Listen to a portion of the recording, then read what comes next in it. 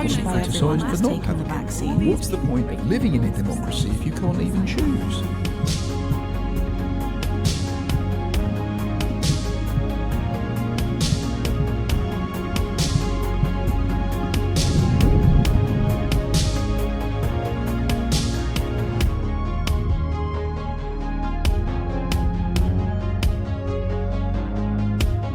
The first thing I'd like to do is take you through the project and show you how it worked, so there's nothing hidden. We needed to find some people who are voluntarily unvaccinated, and I'm going to refer to them as voluntarily unvaccinated because, as we'll see, a lot of them aren't anti-vaxxers at all. Plus, I want to distinguish them from the millions of people who want a vaccine but can't get one. Phase 1 was handled by a comms agency called Valent Projects. Valent logged on to facebook.gov and went to the most popular anti-vax Facebook pages, not people, they could find.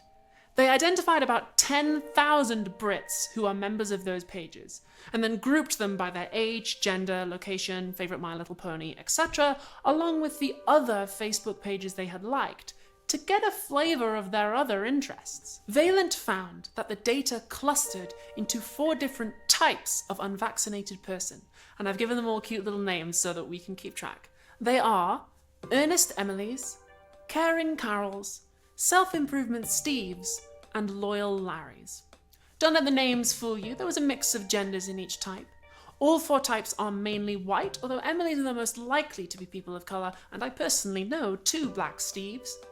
There was a mix of political views too. Emily's are generally left-wing, anti-corporate pro-Palestine. Larry's are Brexit-supporting conservatives. Steve leans right on economics but left on social issues, and Carol is...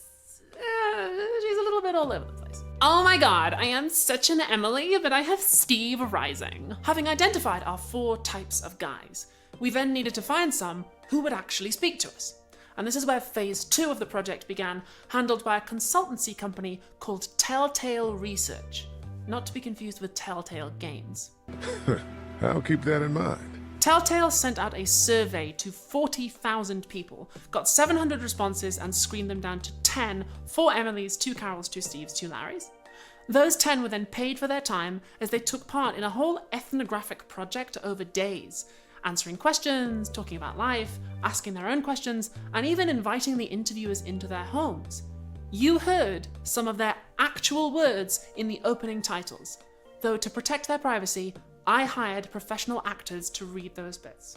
That's smart. By the way, if you'd like to read Telltale's full, detailed report, there's a free link in the doobly-doo. Before we look at the results, let's talk about some limitations, just so we're being open.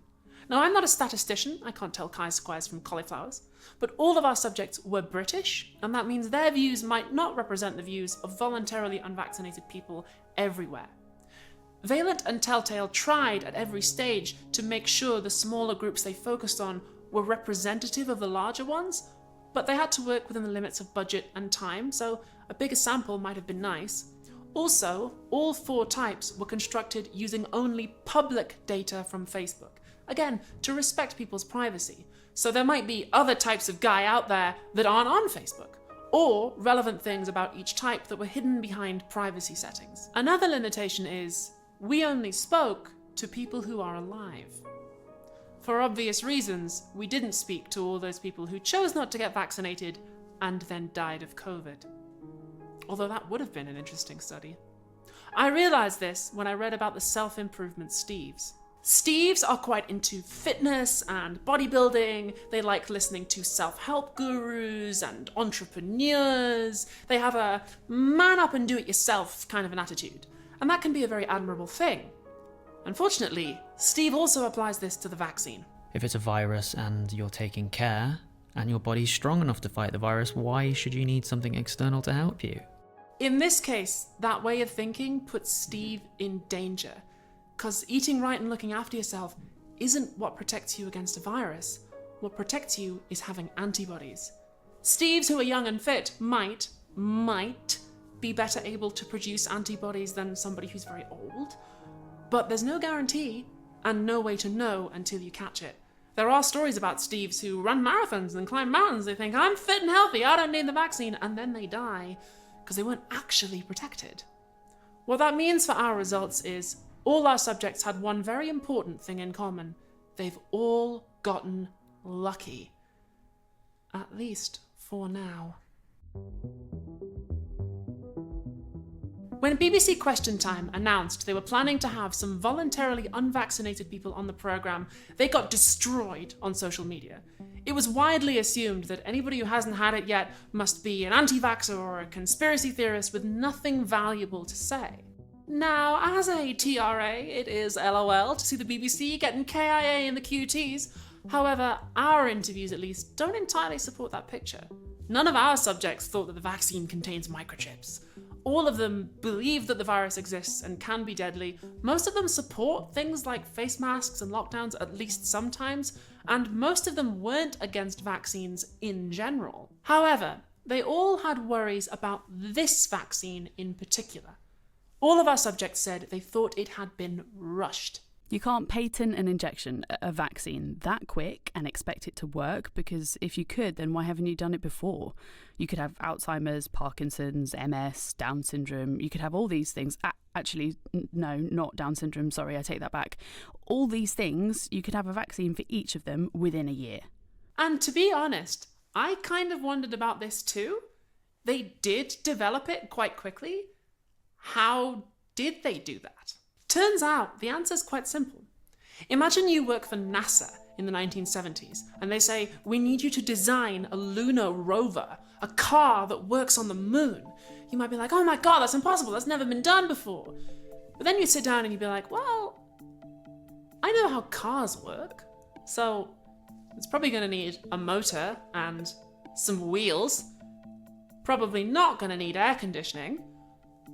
If somebody else can handle building it and getting it there and paying for it, I could probably design something. And it's like that with vaccines. We know how to make them because we've been making them for ages, and we know how to design a safe, effective trial of a vaccine. I can tell you from experience that the longest part of any project is always waiting for the funding people to email you back. So if you've got the money ready to go, yeah, turns out you can actually do things quickly. So why don't they do it with other diseases? Well, good f***ing question, Carol.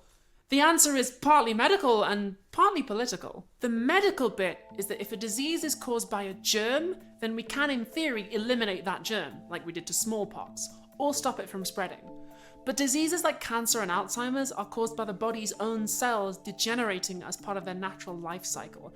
It means we can't really prevent it in the same way. Even if there was a cure for cancer, we'd still have to give it to everyone who gets cancer. Whereas with something like smallpox, we don't even need a cure for that because you can't get it. The germ is extinct. The political bit is something that philosophers have been talking about for years, and our subjects were very sensitive to. Pharmaceutical companies, and the economy generally, are not designed to serve human need. They're designed to maximize profit. Also, the economy isn't controlled democratically, so it's pretty hard to change the priorities. In theory, people can vote with their dollars. The free market is how people express their needs, and if there's an unmet need, the market will respond. But when it comes to global health, obviously that isn't what's happening. One of the biggest killer diseases in the world is diarrhea, which is pretty easy to treat, medically speaking, but it tends to kill people in countries that have very little money. So there's no market to sell treatments to. Vote with your dollars just means people who have no dollars get no votes. So that's why we're not doing it with every disease, because we're spending all the research money here. So trans women can buy Viagra, and the pharmacist can say, is this for your boyfriend? And we can go, you know what, let's say yes. Because medical research so often aims at the promotion of profits rather than solutions to the world's most urgent medical problems, a majority of funds focus on the wants of a minority of the world's population, those who are relatively wealthy. As a result, healthcare is often unavailable to those who need it most. In the case of COVID, there's a global market because the disease is global. So yeah, the funding department emailed back pretty quickly. That doesn't mean that it doesn't work, or that you shouldn't take it.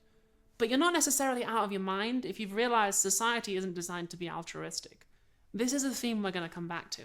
Another thing that came up a few times is subjects worried about the long-term effects of the vaccine. Sure, it's okay now, but what if in 10 years' time